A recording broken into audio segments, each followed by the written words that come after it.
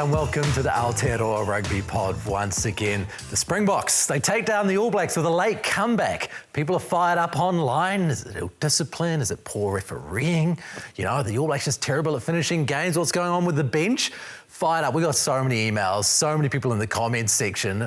You know, there's a lot of feeling about this game. New Zealanders disappointed, Springboks fans elated to get through, and we all look forward to Cape Town and wonder what's going to happen next week. So plenty to get into today with the lads. Of course, your questions will be coming through to the Players Sports Gilbert Ball as well. We'll send that out to you if you get one of your questions asked. Plenty to talk about this week.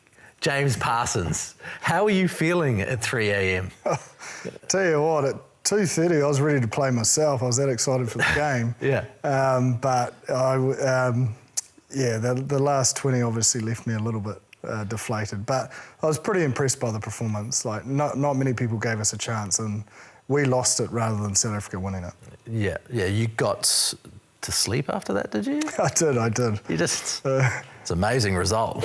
Amazing result. Had they won, I probably would have struggled more to get to sleep. But I was quick back into the scratcher after. Yeah. Brendan Hall was having quite a different night. He had to get up in the morning to watch the game after a tough night against Counties. I wasn't going to mention it, Bryn, but you know, we got an email through. Someone asked me, and I swear I didn't send this email, from a guy called Cam McCauley saying, can we discuss the Counties Harbour game, specifically how Counties are better than Harbour?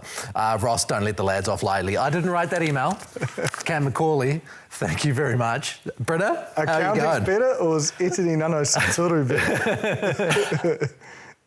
I think both of those, Jip. I think both of those are true. They were desperate. They were 0-3, and I think they came with an attitude that they were pretty desperate to win. So they started off well. We were able to get ourselves back into the game, but you know, a few things in that last kind of minute, the Counties were able to hold on. So they get their first win. But the great thing for us is we get to move on. We've got the Battle of the Bridge coming up this week against Auckland. So very similar, I think, Auckland, how they were with Counties. So they'll be pretty desperate. So we're looking forward to a good battle against our old neighbours from across the road.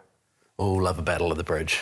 Really do love a Battle of the Bridge. Okay, let's get into it. We've got lots to talk about with this All Blacks versus Springboks game. Initial reaction, Jip, to the way that it played out, particularly in the last 20 minutes? Like, obviously, once the emotion had subsided, was probably quite impressed with the growth in the game, particularly the way they dealt with the rush defence. I suppose the way they dealt with the maul for the most part. But just in terms of that, I suppose the kick strategy and maybe defending the lead in the last 20 was probably the most surprising, because to win in South Africa, you always know you're going to have to play the full 80, and giving them the ball back was potentially not the opportunity that we probably wanted to provide them. Was it the way that they were kicking as opposed to what they were kicking? I think, I definitely think the kick strategy needed to be there, and that Caleb Clark had a lot of success with the contestable game. You know, Will Jordan and Mark Talia can do the same. So with short wingers that South Africa have, you know, it was a point of difference as an advantage for us. I think the best example of where we potentially didn't get it right, it wasn't that we shouldn't kick long, but as a good Mick Byrne trait is, if it bounces twice, it's a good kick. So if you find grass and it bounces twice and they have to collect it, the best example in the game was when South Africa nearly scored. I think we kicked it straight down to Fussy. I'm not sure who it was. I think maybe Bodie kicked it straight down to Fussy. He caught on the full. We did a little chip and chase.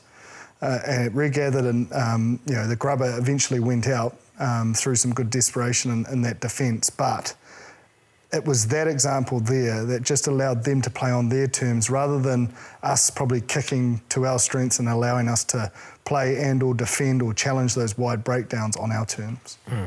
Brenna, what did you think? It kind of felt like we were put into a furnace that last 20 minutes and we just weren't able to get out of it. So I think it's a great learning for our group, I reckon. Obviously the kicking that we have touched on, but I think it's going to be a great learning for that group, that what they did and what they experienced, and being able to, I guess, be better for next time when they do get that opportunity. Because if we do look at the bomb squad, they came on very, very early, but like we touched on last week, they have been experienced in those moments in big test matches and big games, and that group's been there for a long time. So the confidence, I think, with that group and understanding and nailing their roles and, I guess, being in that furnace, they were a little bit better in that last 20 minutes for sure. In saying that, though, I think they're a little bit better in the last 12 minutes on the opportunities provided, but they weren't that sharp, the Bomb squad, when they came on. There was a lot of overthrows at line-out time. There was a lot of turned-over ball. You know, like, I don't think we're going to see a performance like that by South Africa this weekend. Like, that was one that got away on us because, you know, like, they didn't perform as expected. They gave the All Blacks a lot of opportunity, a lot of ball back as well, up until about that 70-minute mark. I mean, I think Tupou Vaa'i got that turnover through great pressure. You know, God, you got to love Blackadder. That he was just pressuring that 9 all day, and it was in the 63rd minute he turns him back inside. Tupou Vaa'i gets that turnover and that consistent pressure. And so there was so much to like, and up until that, I suppose, that last sort of 12-minute period. And you have to talk about the fatigue. Like, they prepared well for altitude, but that fatigue definitely came into the amount of penalties in the last 20. You know, it was quite harsh on Australia against South Africa around the penalties in the last 20, and we gave away 5 in the last 20, and that's the most in any quarter of the game, and that's when the game was in the balance. You think that's down to fatigue? Because when I looked at that ill-discipline, my first thought was that was forced by the Springboks. The Springboks put them in a position where they had to be ill-disciplined, that they couldn't handle it. Yeah, and a bit of interpretation. Like, you could argue, and I'm not going to get into the ref, like, congratulations to the Springboks, they won, and fair and square. I've got no issue with refereeing decisions, because I think on the balance, some went our way as well. So Cody Taylor's try shouldn't have been a try? I don't think so. But if you look at Lomax, he lifts and he gets around and he gets that body in between the defenders. So it's normally a truck and trailer penalty called there. So, you know, the knock-on try, I felt like the TMO was really well involved, so he must have looked at that. So for him to look at it, the only thing I can think, like, for me it's a knock-on, but the only way I can think is he's suggesting Jordie Barrett stripped it back towards his line, not Bongi losing control. But anyway, I'm not going to get into the refereeing decisions because, you know, I think Artie did release, and I think he, you know, popped around. He released, he got on the ball. To me, that was a penalty to us, but it wasn't called that way. But then the other ones, I think there's an element of fatigue, absolutely an element of fatigue, and we didn't give a lot of opportunity of our bench to get into the game. Like, a lot of them were only given 9 minutes, 10 minutes. So I think it's unfair, the intention the bench is getting from our, I suppose, fans over here, because, you know, 10 minutes isn't that long, and you know, and I think the yellow card, obviously, as soon as that happened, we almost felt like you knew it was coming. Bryn, we've had some interesting questions come through along the way regarding the bench, regarding the discipline. There's lots that's come in. Jordan, who actually emailed last week, sent through a really interesting email. He says, I just want to get your view on the All Blacks sub-timing. They had the opportunity to bring the young guys in for an attacking line-out, 10 metres from the line with 20 minutes left and 10 points up. But they didn't do that. Instead, they brought them on later on when they're under pressure. My question is, wouldn't it be smart if these guys with little international experience were given an exciting opportunity rather than 5 minutes later when they're under pressure in a defensive line-out? Do you think that we're using our bench smartly? Look, I think through the duration of this series, and sorry, not just the Rugby Championship, before that, the 2 test matches that we played against England, our bench came on and did really, really well. I think situationally, different test matches are different, and Ellis Park is probably the cauldron. Those guys that do come on, bar Ufa, are very young when it comes to experience and big test matches. So, you know, you just try and hold on for as long as you can with our boys, like we did. Look, I think for the majority of that match, like you said, Jip, before that Sinbin, we were pretty much in control of that due to the fact of how the South Africans weren't playing that great. So timing comes down to the coach and what they think, but I think with that young group that did come on, they'll be better for that experience. Like, that bomb squad didn't become the bomb squad in just one test match. They've done it through time and time and been able to be in multiple test matches in different scenarios. So the Boks do hold some of their very best players for that second half. The All Blacks bench does look like it's weaker than the starting 15. Should there be a change of thought? Should they catch up with the evolution that the Boks are doing with the way that they regard them as finishers, not bench players? No, I don't think so. And purely because of the successes coaching groups had with their theory and the way they have coached, and they've won a lot of titles. They've gone to South Africa and won Super Rugby titles. They have to trust and back their instincts, and I think they've got to do it their way. I think I think copying is dangerous because it doesn't necessarily fit your coaching profile and your selection profile. And then if you copy on the basis of something working well for another team, that doesn't necessarily mean it's just going to come off. And as I say, like, for the bulk of that impact, the bomb squad was poor. They were. Like, they made a lot of errors. But because they won, everyone just forgets about that and they focus on the last 10 minutes. As people talk about, Bowden Barrett kicking away a couple of bits of ball towards the end. When we were seeing him come on against England, we were seeing the perfect decision being made. I mean, you don't have to wait with Bowden Barrett until the 60th minute. You could bring him on the 35th if you wanted to, but, you can see the points being made. You can, and people, it's, as Matt Duffy always says, Captain Hindsight, it's the best superhero in the world. But I still just don't think that is the reason. Had we flipped it round, like, it was a pretty clinical performance. Like, no one backed them to even have that performance. They thought it was just going to be ugly. They thought it was going to be, a big loss. So it's all well and good now saying, they did well for 63 and it's the bench. I just don't buy into that. I think this coaching group has to back what has worked for them in the past. Yes, international rugby is a different kettle of fish and they may adjust over time, but you can't have a coaching group going in to any match 50-50 on what their beliefs are and how they want to play. But when it came down to that last 10 minutes, when we did have the yellow card, Quah Smith and Grant Williams in that 22 area, due to our ill discipline, they were able to score tries. So I think, if you're the All Blacks, they would be disappointed that they put them in those positions. But I think it's a good understanding for our men in the fact that, that Springboks might not be playing to their potential for long periods of the game, but when it came to push and shove, we talked about it a lot. If they get into that 22 areas, and if you're going to give them multiple opportunities that we probably did, it's going to bite us in the ass what it did on the weekend. How do I explain it? Like, when they went down into the 22, like, they'd had 8 opportunities for the one try prior to those 2 opportunities where they scored. And it was on the basis of those guys scoring, like Williams scored, Smith scored, but there was guys, if you look at the clean out of Delande, who was on the whole game, he actually cleans the corner and doesn't allow Finau to get around and fill the hole where Williams goes through and scores. So there's a lot of, this fixation that they won it. Like, there was a lot of players that were out there for the 80, big experience, big time players that had massive plays that if you're not sure what you're looking for, were actually more influential in and around that period to allow those players to, I suppose, shine in terms of scoring the tries. That's in the end, you have 7 guys who've got to be able to do it for 80 minutes. And they got 7 very quality men who do that. 100%. And look, we did it between 2015 and 2016. Like, we would win games. You look back at that Ireland game where I think Dane Coles scores, or Dane Coles gives the offload to Ryan Crotty and he scores, and Cruden converts. Like, we didn't deserve to win that game. But when you're a good side, you're a confident side, you know your DNA, you have so much experience and so much muscle memory of how to win test matches, the great sides win ugly, and that's what the Springboks did. When it came down to the pressure situation, even when you thought it was gone, that 10-point buffer, you were still on the edge of the seat. I don't think any of us were watching it thinking it was over.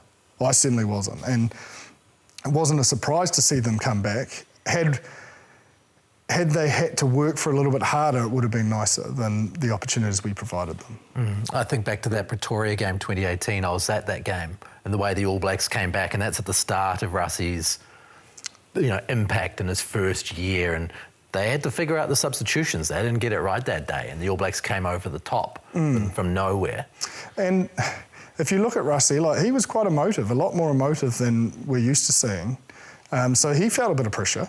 He certainly felt like maybe it was slipping away, and you saw the elation and what it meant to him at the end. So I think that, there has to be, credit to an All Black side that 99% of people gave no chance, and the performance and the way they dealt and the growth in areas that everyone said they can't deal with, in particular the rush D, even Tyrell Lomax getting the ball, pump fake, sets up a try, Caleb Clark, Will Jordan working from the far wing to be the link man to feed Clark for another try. It's, you know, there was a lot of positives to like about where this team can get to. Are we going to suffer more pain in the short term? Potentially. I think that's a reality. I'm never going to be on the bandwagon of losses. We all know that. I've said that time and time again, and I won't ever do that. But you know, I think with this coaching group and with the experience that these players are going through at the moment, could we be a better side come the next World Cup because of it? Absolutely. Bryn, last week we had Paul Feeney on. He talked about playing with more depth. He talked about using pick and go more. He talked about using the second receiver more. Did you see all of those things in play? Was he on the money? Yeah, I think there were definitely moments in terms of that deep, being a little bit deeper to be able to get around them. So look, I think, you know, Bodie and Damien McKenzie in that kind of role that Rat did allude to last week, they were good in and around that space as well. And then I just think our click attack as well was really good. And I think the two opportunities that we did have with Caleb Clark, his 2 tries, you know, it was really good in the sense that we had an opportunity to be able to try score points, and we scored 2 tries off that as well. We obviously had a defensive play as well, but I think the fact that we actually were able to pick the right decision at the right time, it was made a lot easier. And I think our kicking game as well was a lot better.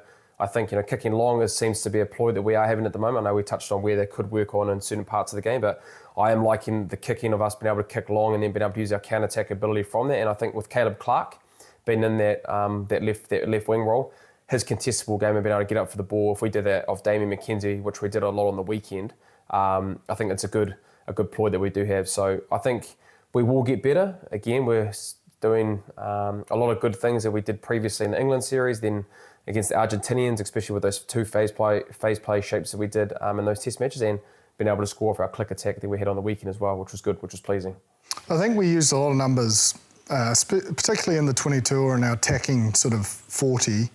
You know, we saw a lot of pistons, which is, you know, you go one way and you come back. So often you see teams go the same way. And then you look at the gain line percentage of 35%. I actually think that's what they wanted, because they were drawing the defenders in to then allow that release of depth to a Damien and an early release to a Bowden Barrett who's coming from depth, and he can view that. I think that's why stats only tell half the story, because I think that's what suited them is that patience. They were very patient in that 22 of, you know, going back and forth, and not necessarily winning those collisions. Where it fell short, because we did use so many of our numbers and our forwards and around that piston shape, is our wide breakdown.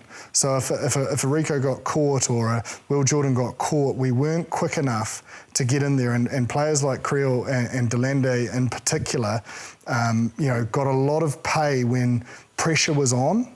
And had we been able to have those moments of being able to recycle those sort of wide breakdowns a little bit better, I think we could have run away with it in the first half. Take the last 20 out of it.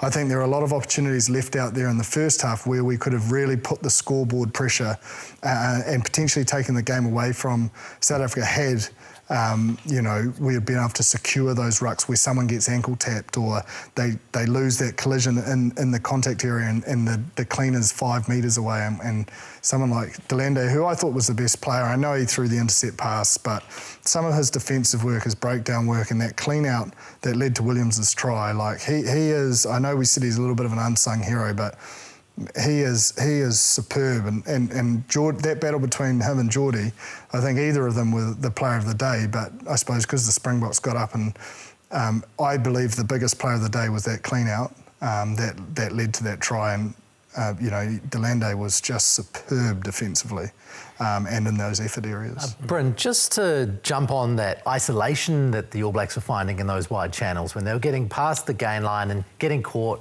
there were turnovers and the ball was going. Got a question through from Ted Knight, who was tearing his hair out, essentially saying, when you get over the advantage line and you find yourself isolated, when you present the ball, rather than holding on to it and copying a penalty, is it not just better to allow them to get the turnover? Not necessarily. How does that work? It's almost worse. Yeah, it's just an understanding. I think, you know, whenever you find yourself isolated, you've probably got a responsibility that you know that you're going to be isolated. So sometimes it's just being able to hold your feet a little bit longer. You know, if it's a ball and all tackle and it's a little bit higher, with the notion that players are going to be able to try clean out, or if you are kind of chopped like you are from behind and you are isolated, you've got to be able to try land on your front and then being able to then, I guess, take that initial cleaner, because obviously if you're landing on towards your side like that, then it's a lot easier for that jackal to be on the ball. But if you're landing on your front, it's a little bit tougher for that jackal position to be able to go for that ball. And then once you land on your front, then it's a quick rip to be able to get it back to where you need to at the halfback. So,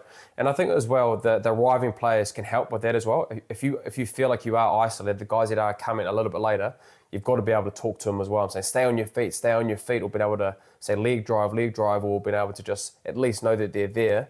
Like I'm say, for example, say I'm going to be late, I'm late. So with that understanding, as a ball carrier, you're like, okay, I've got to wait maybe 1 or 2 seconds more because I am going to be isolated. You'll see time and time again with refs, particularly now because of the fixation of really having to attack the ball and lift it. If you lay on the ball, for a couple of seconds, which most refs will let you get away with, if someone gets on you, they'll say, no, you're attacking the body. Yeah. Versus you're attacking the ball. So it just buys that time for a cleaner then to get in and move that body after that initial, rather than turning on the side like Bryn said. The other option is you release the ball and try and get back up and then regather it. But that does lead to the threat of a turnover. And the reason why we probably have an adverse reaction to a turnover is broken play, especially with the attacking threats that South Africa have, could end in 7 points at the other end very quickly. Yeah, so you'd rather cop the penalty, settle your defensive line, you have to and back carry your on. defence, yeah. But in saying that, like I was very hard on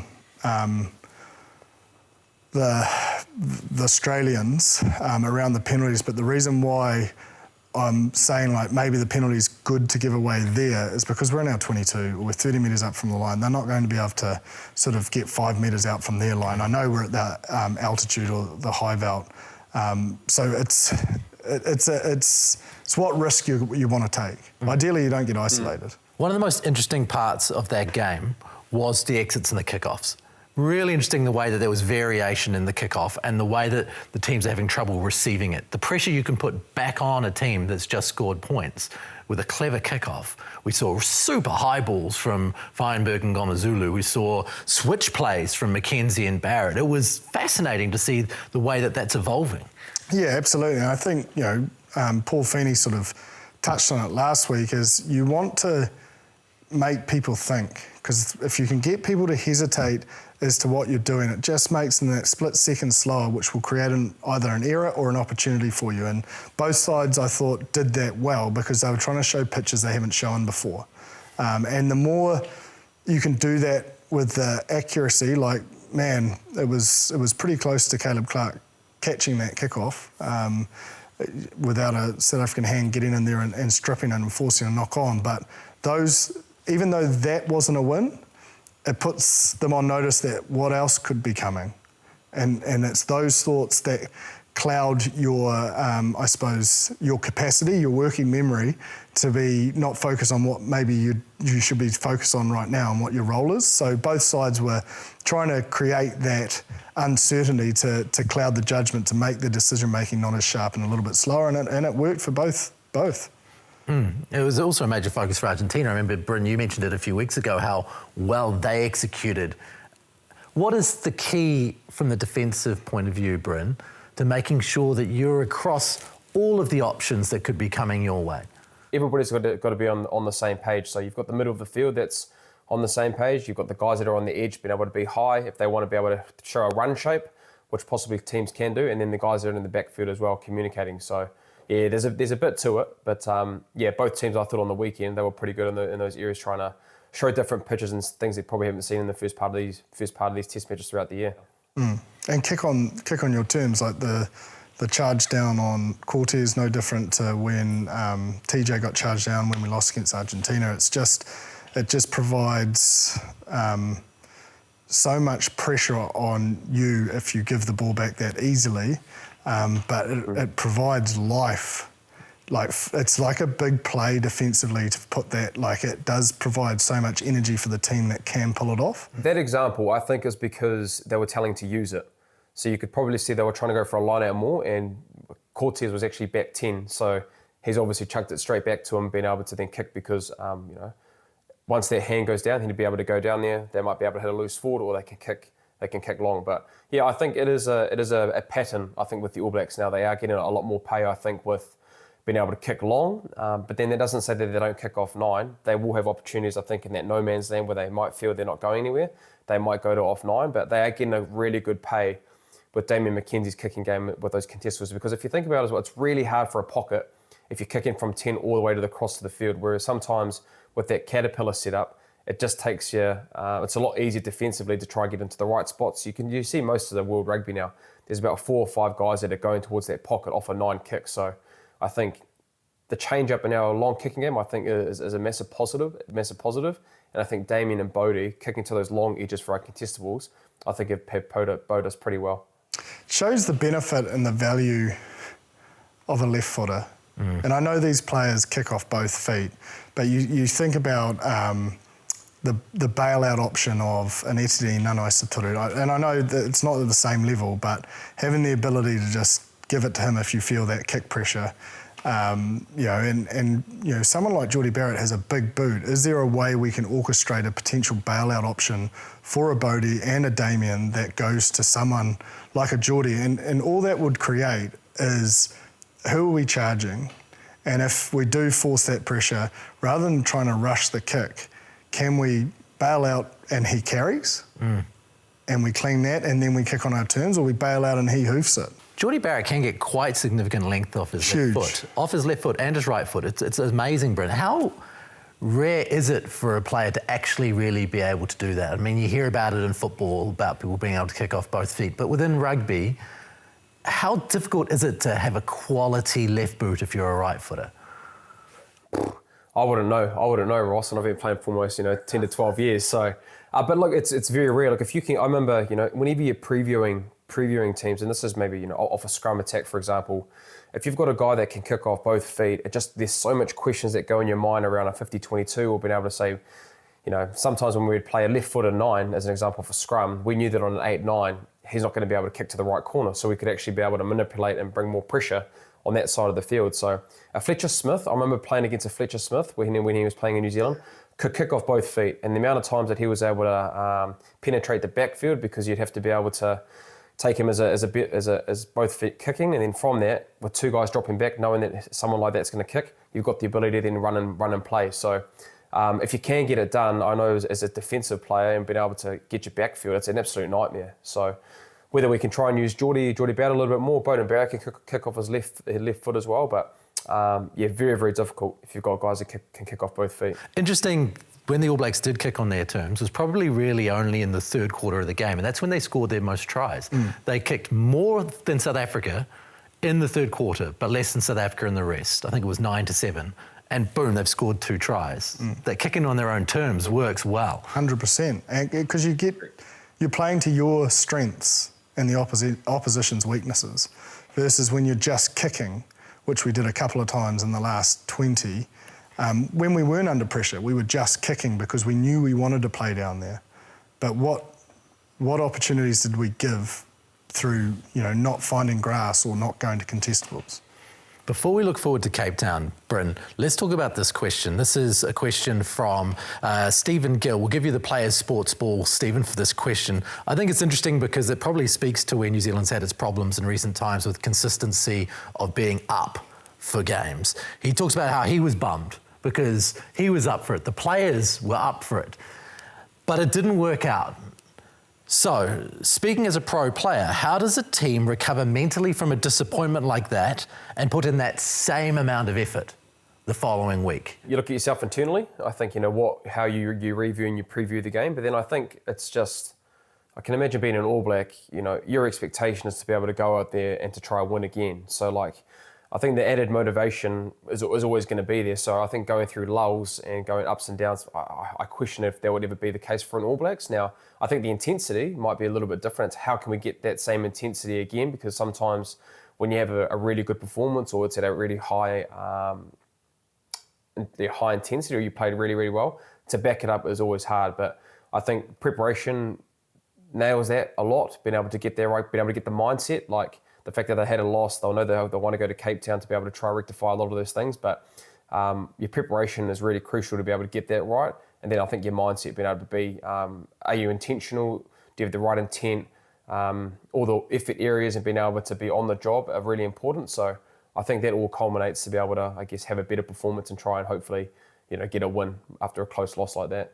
A speech that Roger Federer did recently, he talked about throughout his career he only won 54% of his points. So he lost nearly as many points as he won, but he said it never dictated his behaviour and the way he prepared, the way he turned up to the next point. It was about flushing that and taking the lesson, learning from it, improving it, and making change quickly, but it never, I suppose, dictated the behaviour and the way he turned up to the next point. He never held on to it. So you can't let outcome dictate your preparation, or you can't let outcome dictate your next action. All you can take control of is your next action. If you take that action in a positive light with a mindset of, okay, I've got to be better, and you're real and you take that lesson on board, then 9 times out of 10 you are going to get the outcome you want more often than not. Okay, so the key for the All Blacks, and it's no different, is, okay, what went well? What didn't go well? Okay, where in our preparation did we not nail that?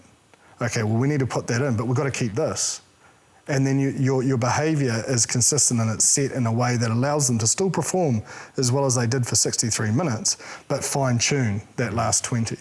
When you think of France in 2015, Ireland in 2019 and 2023, there was a talk about, the All Blacks, not revenge, but, there was some fire in the belly over what had happened. So you direct that fire into your prep as opposed to directing that fire into being fizzed at the start of the game. Yeah, absolutely, because if you play on emotion, that can get knocked out of you pretty quickly.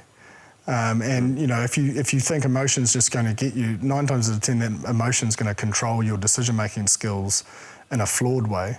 So you have to have those processes in place, and they have to be well ingrained. They have to be habitual. Your decision-making processes and your preparation processes have to be habitual, so that when you come under pressure, that's what comes out.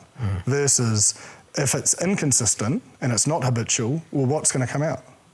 No idea. Yeah. But some players and our new coaching group inside were put in positions that they previously hadn't been put in. So they've now got that bank of experience to be better for the next time. But, we've already spoken about the challenge. South Africa will be better too, because they perform poorly in periods of that game as well. Bryn, you know these coaches very, very well. How will they have reacted? What would their preparation for the team be like over these first few days? You come away, day one would be your review of what you did wrong and what you did right, and being able to say, it's more so just acknowledging, okay, the things that we reviewed, or we previewed, it worked. The things that we didn't do so well, how we find solutions to be able to do that. And I guess the learning element is really important within the first couple of days, so that when you come off your day off and you're going into your Thursday or your kind of intensity session, you've done all the prep and all the clarity of what that week looks like, and I guess those first 2 days. So then when you go out come Saturday, you've answered all the questions that you've had from your review, you've acknowledged around what you're going to be doing throughout the week, and then come game day, and then more so you just get out there and you're out there to go play. You've done all the homework, you're really decisive, and I guess your leaders within that group, obviously they're solution focused, and if there are things that go wrong, players will tend to go to them to be able to see, hey, what are we doing here? But I think nothing will change in terms of what their week will be like from any other test week, really. I guess the mindset will just be put in with their theming, and I think that'll come more so at the back end of the week to be able to get the boys really ready to go. But in the first part of the week, get your preparation right internally within your unit groups, and maybe your leadership group, to then be able to fire out at the back end of the week. So is it weekly theming that they have through that, or will there be a year-long theme where you make tweaks within the theme by week? It's hard to know with what the All Blacks are, but I think at our time at the Crusaders, we had a theme throughout the whole year. So we'd always go back to that at the start of our week around our mindset. So the overall theme would be what we would be driven. That would be layered in slowly at the first part of the week, and then at the back end, you'd have more of the visual. There's a lot of visual learners within the group, so seeing that every single day, more so at the back end, it starts getting those emotion levels up. But at the same time, you need to harness that emotion, right? You can't have a big emotion come on a Thursday when the test match is on a Saturday. So that's what that kind of mindset and that theming does look like. So I think it's very, very powerful.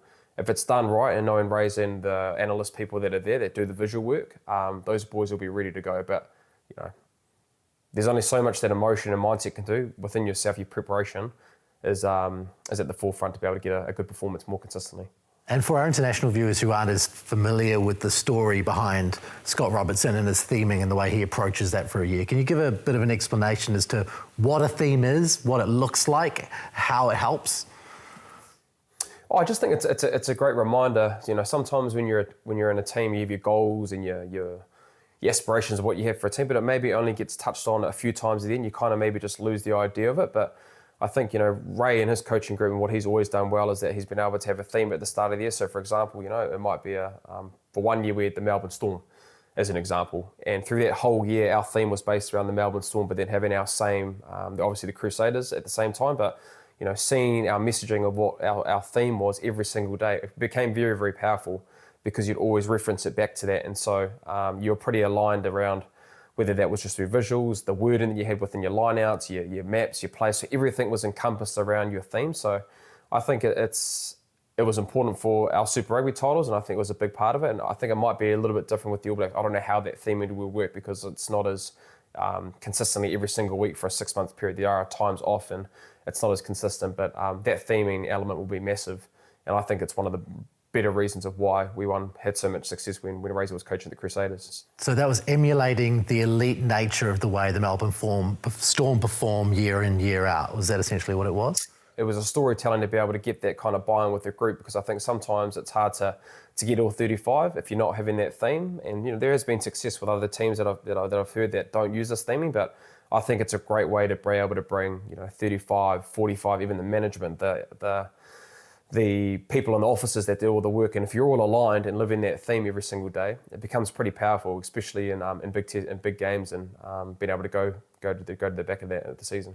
Another way of explaining it, it's like a shared identity. Like you all have your individual identity, but it's connecting the individual to a greater purpose, a greater identity for the group, and you're accountable to it. Okay, so it'll be spelled out what it looks like. This is what this looks like.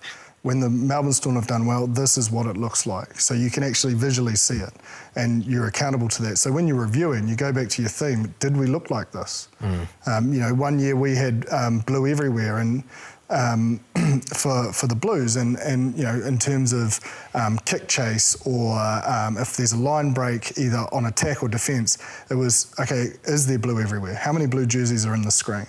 Are we living our theme? Are we living what we're accountable to? You know, there's an element, are we bringing more people, more bums on seats? Is the way we're playing and what we're showing our community, showing that we're leaving a little bit of ourselves out there, that they want to come and get behind us, win, lose or draw.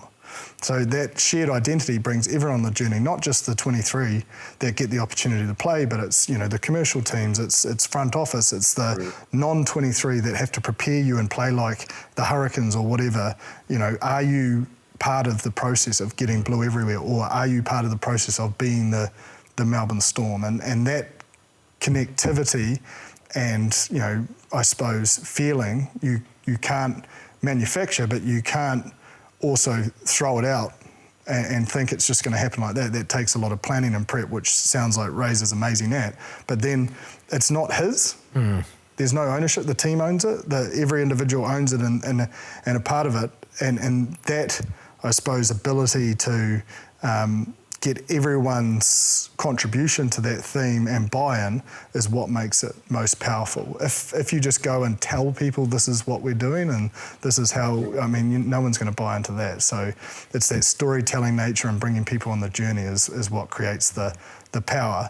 And then I think as individuals, put the theming aside and the power of what that does, because that brings you to the I suppose the starters gates or the race line. Now what do we do between here and the finish line, which is the game? And that's looking at, okay, what parts of my game as an individual did I miss? Okay, where am I going to get that in as a work on, as a fine tuning? I've still got my big rocks, but I need to fine tune my clean out because I was late. My carry, I got dominated, I got held up. Okay, I need to work on my low carry. So those are my two little fine-tuning work-ons. And then within that, the coaches will create the process of where you fine-tune that game plan. And then hopefully it is very consistent, because I stress again, you've got to keep your big rocks, because there's a lot of good stuff that went on. And then that fine-tuning and creating the space for that doesn't clutter, but also allows you to go into the next game to execute. So, Stephen, I hope that answers your question pretty thoroughly. So, the Players Sports Gilbert Ball will be coming out your way. Hope you enjoy it. So, let's go on to the Wallabies and the Argentinian team. Whew. That was a test match. Yeah, I was really impressed by the Wallabies. I did feel like a 50-50. I know I selected the Wallabies in my picks, and Bryn selected a draw, which I nearly thought I was going to have to fork out for. Being a tight rugby player, that gave me anxiety during the game. But, you know, there was a lot of big shifts for the Wallabies. One, I still think their more D's an issue because a try came off the back of it, but when it counted, they fronted up. You know, they were desperate in their scramble defence, things that aren't coachable, like Harry Wilson, you know, knocking that ball out. 2 penalties given away in the last 20. You know, even when they got behind, they didn't look to, I suppose, play from 60 out. So 17, I was, another area I was hard on them. They played 64% of their rucks were in their own half against the Springboks. They played a lot, 17% in their own half. So, and I know it was wet, so it dictates, but it shows if you stick to the game plan, even when there's 5 minutes to go and you're behind, they got in the right parts of the field by not overplaying and backed themselves within their systems and eventually got the penalty to win it. So massive shifts in terms of their style and the statistics, tackled at 90%. Yes, it was wet, but still tackled it at 90% and 10 visits by RG for 1 try. The Springboks were walking over tries. It was like touch footy. And this is an Argentinian side that beat New Zealand in New Zealand. They're a good side. They're not easily broken down in that 22 area. So some you know, awesome growth in their game. The one thing I really liked is how they're utilising Noah Lolesio. You know, we're so often against Springboks, you saw him as the front man, the first receiver. Well, they actually promoted Ikitau and Stewart a lot, and he was the deep pass out the back, and it gave him time to either make the decision to kick or use his skill set. You know, he's silky, and when he's given that time, he can manipulate the defence. But, man, Len Ikitau, some of his work, that inside ball, he created this, you know, bodies in motion outside him. He's got ball in 2 hands, he looks in here, cuts back in. Gordon on the inside scores that try again, leading into their second time. Ikitau breaks through. So both times where their tries, it was actually a bigger body presented at that front line that, you know, if under defensive pressure, can actually tuck it and get through that defensive line. And it just made Noah play to his strengths and not be under so much pressure. And their attack structures and the way they played, they just made much better decisions. Yes, it was still close, and yes, they didn't take all their opportunities, but sometimes you've got to learn to win, and I think they'll take a lot of confidence out of that performance. And I loved what the animation of the backs did. Now, they didn't get a lot of pay out of it, but if you look at the work rate off the ball, not only from their outside backs and their inside backs, but all their forwards to be able to try and get back and being able to get into position. And I can see, you know, so what's the coach's name? Joe Smith, obviously, is really big around being prescribed in detail within their phase play shape. So I was really impressed with that. And I think lastly, to be able to not have the discipline issues, which we've touched on, which has been really big for them in the past. You know, you look at that first quarter, they had 4 penalties, and then they went 1, 1, and 2, and the next 2, 3, and 4. So, you know, that was a really big area that I thought the Australians were really good at. And I think to be able to shut out a game. Look, the way that they won that game, I know it's an ill-disciplined penalty, but from Argentina, but to be able to get themselves to be disciplined enough to be able to nail those moments where you put the question of the defence of what the Argentinians did, and they got a penalty. So, yeah, I enjoyed a lot of good things in trying conditions. It was very, very wet, and it seemed like it was very windy. So, yeah, they made a lot of improvements in some of the areas that we touched on that they haven't been able to do against the South Africans in those two test matches that they lost against them. And I think out of that, reviewing that game, Joe Schmidt and his crew will have a very clear picture now of what really works for the side. Okay, so you think they're going to win 2-0 in Argentina? Yes. Yep. Bryn? Yeah, I think they will. I think they'll go 2-0.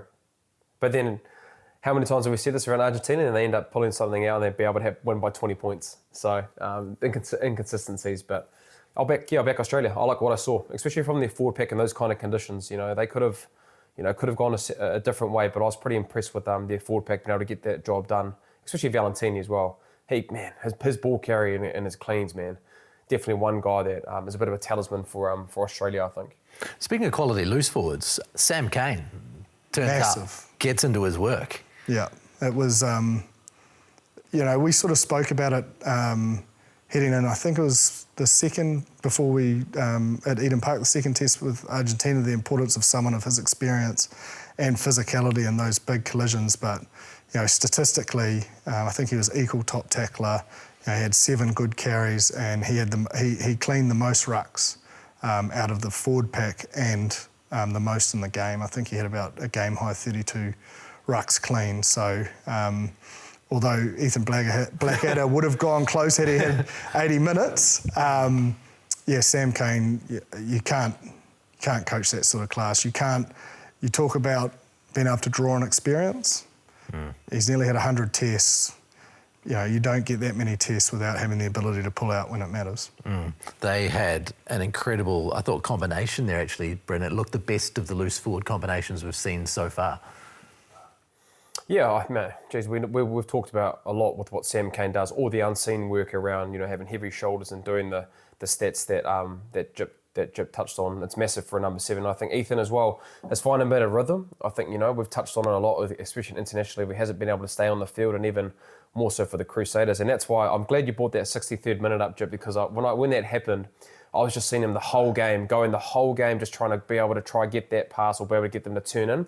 And then when I saw that, you actually see he doesn't show a lot of emotion, Ethan, but he knew it was a big moment in that game to be able to work hard off the ball and get a pay out of it with that turnover. So, and then you've got Ardie Savea again, get him to be able to have that ball carry and being able to get over the advantage on which he does best, because when you've got guys like Sam Cane and Ethan doing all that grunt work and hard work, it probably takes a little bit off Ardie having to do that, which he can do, but it opens him up a little bit more freely. So yeah, it was a good effort from those 3 together collectively. That's a massive point, Bryn, and it shouldn't be overlooked, is the work that an Ethan and a Sam do that frees up Ardie, that he doesn't have to clean 30 rucks, allows him to carry 16 times and get us across the gain line more often than not, and do what made him World Rugby Player of the Year. That's that balanced loose forward trio of Sam, Shannon and Ardie allowed him to be the best version of Ardie, because they were the best version of themselves in that trio. It's no different to Jerome Kaino and Kieran Reid and Richie McCaw. You've got to have that balance right, and I agree with you. I think it was the best balance, and I know I've been hard on that 6th position needing to be really crucial to the line-out, but we were outstanding in the line-out attack, and I think defensively we put a lot of pressure. There was a lot of overthrows, and that is not easy to do against this Springbok side. And Peter, Steph and Etzebeth, they weren't a short line-out. So it was a big tick for that forward pack and where they can potentially get to. This weekend, how do you see this playing out? You've obviously expressed some worry about how the Springboks are going to bounce back. Do you feel it's a 2-0 situation for the Springboks in this series? No, I think New Zealand will be better for it, and I think they've shown enough to know they can score the points. It's stopping the points will be their big focus. Defensively and in terms of exits and playing in the right area of the field. They are in control of their own destiny, and I will back them to control it a lot better this week. 1-1. 1-1. 1-1 for you, Bryn? Yeah, I'm going to go 1-1. I think, there was enough there with what I saw. I thought defensively, when it came to our line-out more and our scrum, the South Africans didn't get a lot of pay out of that, even though they did score at the back end of the game off it. I thought our defence was really good, which is going to be massive again when it comes to set piece and being able to own that. And I just think our click attack was really good on the weekend. Caleb Clark's 2 tries to be able to score when we needed that. We'll make the kicking, I don't think we'll make as many kicking areas like we've touched on, and they'll probably be better around the strategy around that. And I just think our discipline, 14 penalties, we've touched on a lot. If they can get that down to that single figure, which they showed last time, I think when they had a high penalty count, they came back the following week against Argentina and were really clean in that area. So yeah, I like what I saw, but at the same time, we're probably going to see a much better South African team. They're going to go another level. They'll be pretty disappointed with how they performed for that first 58 minutes, and but I'll go 1-1. Get our win back with what I saw on the weekend. Sea level's a big thing. It's a big leveler. Yeah, massively. But the All Blacks don't also, Cape Town has a lot of All Black supporters. It does. It's crazy. Yes. Awesome. It's almost a home game. Yeah. Sometimes, even when we went there as the Blues, and no doubt as the Crusaders, they absolutely love Kiwi rugby sides. So it's not as much of a cauldron.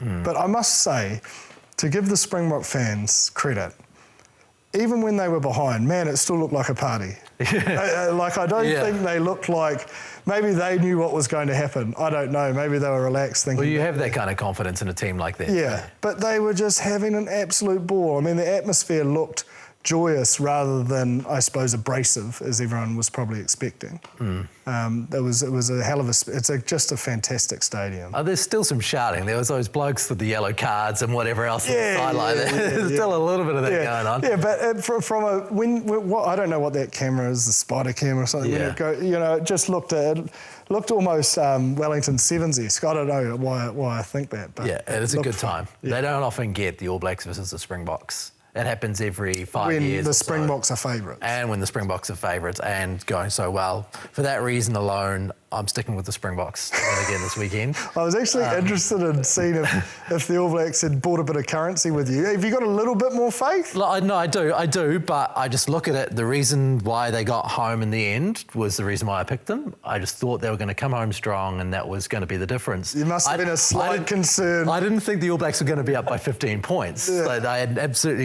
didn't think that would happen, but, I just think they're at home again. They are a superior side week on week on week. And if I was a betting man going to the tab and that team is the favourite, I'm always going to think, well, the team that's written down as the favourite is the favourite, and I'm going to be backing them because statistically there's a reason. So I wonder if we look at the 6-2 split. We don't like the 6-2. No, I know, and it can get you in trouble. I understand that, but just in terms of, being able to continue to win those collisions in that last 20, Luke Jacobson could have been very valuable. Yeah. And I know this coach group, traditionally with the Crusaders, they don't sub early. They really don't. They have always subbed quite late in games, if not run guys for the 80. I know for you, Bryn, you ran the 80 quite a bit, in some of the bigger games. Yeah, cool. So if we are going to have a 6-2 split, then you have to want to play them, right? You want to give them the influence like they would, for the Springbok coming on the 50th minute or 50, 55, giving them an opportunity to be able to, I guess, come on the field. Because if you look on the weekend, that wasn't the case. We didn't really chuck our forwards on until, that last 10 to 12 minutes. Obviously, there were a couple that went on a little bit earlier, but, they tended to shy away from it. Imagine going to a Sam Cane and an Ethan Blackadder. You've got 60. Absolutely empty the tank in that 60. You play your 80 in that 60, and then going to a Dalton and a Luke Jacobson or a Sammy Penifino, you're on with 20. Injuries provided. Prepare for 80, obviously, just for all the nitpickers out there. Obviously prepare for the 80, but tell them you've got 20, and you need to own that 20, and you need to understand the importance of impact, being calm, composed, and not being a liability. You're coming on to shore things up and make sure you're winning those collisions. In order to do that, you need plenty of variety in the back line as in positions that you've got to play. And when you look at the All Blacks, there's heaps of that. Yeah, I think we're very fortunate in that space. That entire back line can play multiple positions. Yeah. The other thing you need is a loose forward who can play in the backs, and Artie is most likely that person. So they have the personnel, Bryn, to make that system work. Yes, but you've got to be able to train it. You've got to be able to have the understanding of what that looks like if that's what's going to happen. Because you look at the Springboks, a lot of these guys have done it for a long period of time. And so whether we want to go to that 6-2 split and do that, those conversations will already be happening as well, like the what ifs and being able to say if there is an injury or something does happen and if it is a 6-2 split, they'll have those conversations to do it. Whether they're doing that at training actually like a 6-2 because we haven't done it traditionally, you just have to wait and see. But the South Africans obviously do it very, very well. I know this is a hard question. Sorry to drag this episode out, Ross. But did they do a 6-2 at all when you guys travelled to South Africa? We could have. We might have to go back in the archives. But yeah, we didn't really. It wasn't really a big thing for us at that time. Probably, that 6-2 split was pretty unforeign. A couple of years ago. Other than really the South Africans, traditionally, I don't know many other teams that are doing kind of 6-2 splits. Exciting. We go again. We go again this weekend. The All Blacks versus South Africa. A huge game. We'll see whether the All Blacks can come back after really giving it a good crack in the first test match. Thank you once again for joining us on the Aotearoa Rugby Pod. Please send us an email, aotearoarugbypod@sky.co.nz, or get into the YouTube comments. We'll do our best to answer and give you a chance to get into the draw for the Players Sports Gilbert Ball. Thank you very much, Jip. Brenna, thanks again from the Counties team. We appreciated it. All the best for the Battle of the Bridge. All the best for the Battle of the Bridge. Thanks, mate. Cheers, boys. And thanks to all of the team who work on this show and help put it together. See you next week. Mā te wā.